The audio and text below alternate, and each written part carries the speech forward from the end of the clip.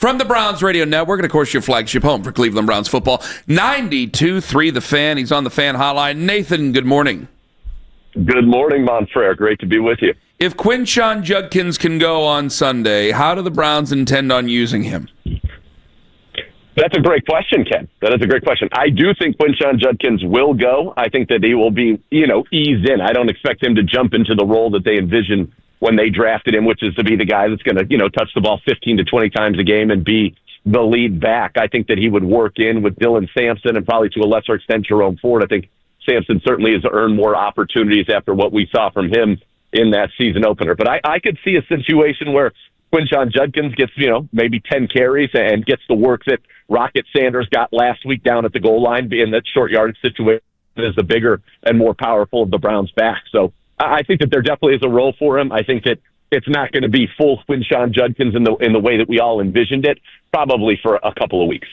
I know it's a different position. Like in the past, I've said, running back, it's plug and play. You can put him in at any point. But what about, Nathan, you're in the building. What about, his I was going to say his physique, but that's a weird way to talk about a running back. But just what kind of shape? Condition. Yes. What kind of shape is he in? And to play the role of running back, like is Joe Flacco going to be comfortable with him having to pick up maybe a blitz here and there? Yeah, so let me tell you, he had an incredibly impressive spring. I mean, people were over the moon excited about him. Now yesterday was his first practice since then. So there's condition and then there's football shape, right? But as I said earlier, I don't think they're going to ask him to, carry the ball 20 times and be the bell cow. I think what they're going to say is, maybe you're going to get 20 plays out there, Quinshon Judkins, and you'll be able to stay fresh. I don't think they'll go many consecutive plays in a row.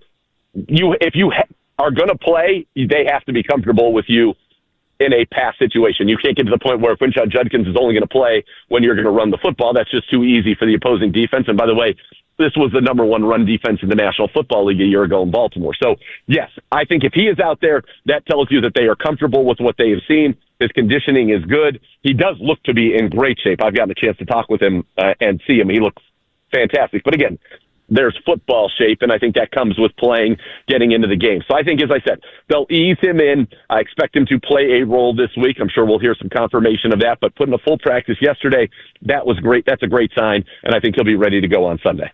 We got Nathan Zegura joining us here on the Fan Hotline. So as far as everybody else from last week, was there anything that was better than what you thought it was going to be that we can build on? I really, again, I don't know if it was better than I thought it was going to be, but, I came into that game with high expectations for our rookie class, and we saw that. I think we saw Dylan Sampson with the 8 catches. We saw Harold Fannin with the 7 catches and a willing blocker. We saw Carson Swessinger all over the place. I thought that Mason Graham in the second half had a very nice showing. Aiden Huntington had another classic Aiden Huntington big hit on special teams. So I thought you saw that rookie class, and I think Isaiah Bond, I'm telling you, it's coming. You can see it. If you go back and watch the tape, there were a couple opportunities where we could have maybe pushed the ball down the field to him. I know that the Browns do want to get the ball down the field a little bit more. Perhaps this is a game. The Ravens, they like to play a lot of cover zero. In fact, last week, 15% of their defensive snaps were cover zeros. And so I think there's an opportunity. You get him in some man coverage to get the ball down the field to Isaiah Bond. So I'm excited about what he brings to the table. So rookies there, and then you say maybe better than I expected. Look, anybody who told you they expected the Browns defense to hold the Bengals to 7 yards in the second half or to negative 23 yards, that's a real stat in the fourth quarter. Nobody could have foreseen that, but I was really encouraged by what I saw from the defense. I knew the line was going to be good. Second level, that was a question. You have a new player, a new starter, a rookie in Carson Swessinger who played great. And Devin Bush, former first-round pick, is playing great football. I thought he had a fantastic game in week 1 against Cincinnati. And then you go to the back end. Greg Newsome was out there on an island a lot with Jamar Chase in this game, and I thought Greg Newsome more than held his own. Browns held Jamar Chase and T. Higgins in this game to 59 yards. Dylan Sampson, Jerry Jeudy, and Harold Fannin all had more receiving yards individually. I think the thing that's just so frustrating is you can go through all the stats of that game, and you say there's no way the Browns lose this game, and yet they did. And so that's got to be something that's got to be cleaned up. Kicker's got to make his kicks, and you got to catch the football. 4 drop passes. Last year, the Browns had 31. That was most in the NFL. 2 of those drops became interceptions. Another 2 came on consecutive plays that killed a drive in Cincinnati territory. Those are the differences between winning and losing, and so that stuff still needs to be cleaned up. Nathan Zegura join us right now, getting us fired up as we get closer to Sunday's game. Of course, you can hear Nathan on 92.3 The Fan, the home of the Browns, for that game. So, obviously, the kicking situation, that was under the microscope, given how you should have won that game. You had the better game. You had the better team, and they didn't win because of the kicker. How did you feel about the way the team handled the kicking situation this week by not bringing in anyone else? Well, look, they have confidence in Andre Szmyt because of everything that he did. Every kick that they've charted since he was here, there was a very high percentage of makes. In fact, it was statistically such a margin that it led them to the decision that they had keeping him over Dustin Hopkins, who struggled last year, as we know. This has just been something that unfortunately has been a problem. You go and you look since 2020, since Kevin Stefanski's been the head coach, the Browns are dead last in extra point percentage. They're dead last on field goal percentage inside the 40. They're 31st on kicks between 40 and 49 yards. The only place where they're statistically better than the NFL average is on kicks of more than 50 yards because D-Hop had that amazing 8-for-8 season a couple of years ago. So that has been a problem. I know for a fact that they put him into some high-pressure situations this week because they had to. They had to see if he could respond to that, because I think the thing that's so interesting about field goal kicking, and a lot of people listening out there, we're all like to play golf, right? You've seen some of the best in the world. Go back to David Duval, who's number one in the world. A few years later, can't break 80 because the mental aspect of it becomes so big. And so they needed to test him. Listen, if you're Andre Szmyt, there couldn't be any more pressure, right? You have another week like that, you're not kicking in the National Football League, your dream is probably over. So I hope that when he gets these opportunities, he converts on them. Kevin Stefanski, as a head coach of the league, has lost more points per game to missed kicks than any coach in the NFL during that span. And you just wonder, you go back to 2023. We don't have D-Hop kick like that. That's a very different year. And right now we should be 1-0. And so hopefully Andre Szmyt can get it done. They have belief in him. Now he needs to reward that belief. All right, what do I do about Cedric Tillman in the drop at the end? What do I do about Jerry Jeudy in the drop? What do I do about Harold Fannin in the drop? Everything else was great, but boy, the drops. Yeah, the drops were tough. And really, you go Fannin. I talked with him yesterday. He's like, I got to make that catch. And you do. That's what you're paid to do. And I think that one where you had Fannin on third down, Jeudy on fourth down, on just an easy slant, those were tough. You go to the interceptions. The ball from Flacco was not necessarily on target to Jerry Jeudy. He made a good diving effort to get it. It's kind of a freak thing that it ends up popping in the air and becoming an interception like that. On the Tillman one, when I watched it back, what I saw was just they were slightly off in the timing. And at the top of that route, if you go watch it back, Tillman really gets engaged with the defender and kind of gets a nice little push off there. But I think that little push off maybe delayed him from turning around. And so, boom, the ball's there. It's off his hands. It's into the air. It's an interception. I mean, we've both covered this team for a very long time, Ken. I can't remember two interceptions like that, maybe ever, let alone in one game, off guys' hands, just up into the air like that for interceptions. So I think those are fluky, but you've got to catch the football. I mentioned it earlier, 31 drops a year ago. That's under 2 a game. Browns had 4 drops in this week 1 loss. Cannot do that. We have got to execute and make the things that are simple, simple. All right, Flacco last week, very interesting week because he didn't make the Flacco gaff interceptions, being aggressive. The interceptions were so fluky. I know some of the timing's off, whatever. But overall, he absolutely gave you a shot to win the game. And if there was one complaint I did notice is that maybe they weren't aggressive enough. Now, we defended it because Joe Burrow's on the other side, and you want to limit his possessions. What do you think the game plan will be this week? I think, listen, there were shots in the game plan. And in fact, the Browns wanted to hit many explosives in that game. One of the things last week that has been talked about is pre-snap, the Bengals showed middle of the field open, 2 high safeties as much as anybody in the league pre-snap. Now, they've moved out of that and rotated out of that a lot.